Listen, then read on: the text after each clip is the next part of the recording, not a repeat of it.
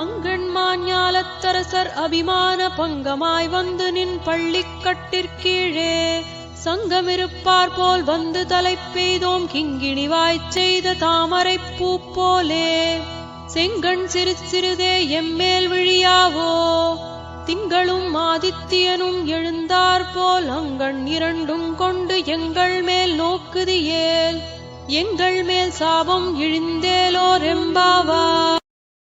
ஆண்டாள் அருளிய திருப்பாவை. பாடல் 22. விளக்கம். இறைவனின் கடைக்கண் பார்வை பட்டால் போதும், சாபங்கள் கருகி போகும். எப்படி அவனது பார்வையை நம் மீது திருப்புவது?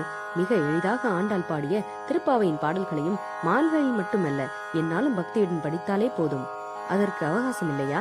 அவள் சொல்லி இருக்கிறாளே, இந்த பாவையில் கோவிந்தா, விக்ரமா போன்ற எளிய பதங்களை அவற்றை சொன்னாலே போதுமே, அவனது பார்வை பட்டுவிடும். இந்த பாசுரத்தில் கோபியர்கள் கண்ணனின் அருளை பெற வேண்டும் என்று ஆசைப்படுகிறார்கள்.